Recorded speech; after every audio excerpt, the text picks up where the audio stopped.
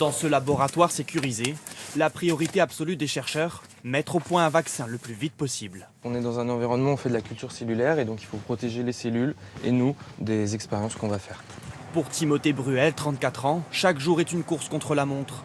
Depuis décembre, le jeune chercheur observe la réaction de cellules humaines au contact du coronavirus. On prépare les cellules à l'avance et ensuite on va dans le laboratoire qui est plus sécurisé, on ajoute le virus et là ça nous permet d'étudier à quelle vitesse il se réplique et à quel point il va tuer les cellules. Parce qu'en fait en comprenant comment il se réplique, on peut comprendre ses faiblesses et notamment identifier des cibles pour ensuite faire des vaccins.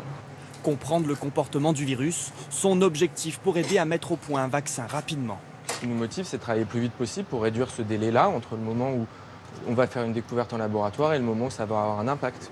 Le défi est de taille et Timothée Bruel n'est pas seul à devoir le relever. À l'Institut Pasteur, ils sont plus d'une centaine mobilisés.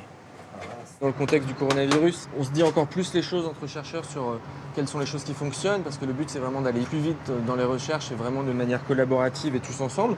C'est pour ça que par exemple à l'Institut Pasteur, on s'est partagé les tâches, il y a des équipes qui font certaines choses, nous on prépare des cellules qui vont servir à d'autres équipes, il y a d'autres équipes qui préparent le virus et ça va nous servir par la suite. Ces échanges portent leurs fruits. Le chef d'équipe de Timothée Bruel évoque une piste pour mettre au point un futur vaccin.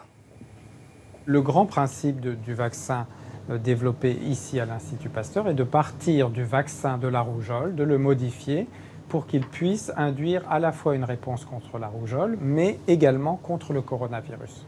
Pour l'heure, des tests sont en cours sur les animaux. Les premiers essais du vaccin sur l'homme devraient débuter en septembre.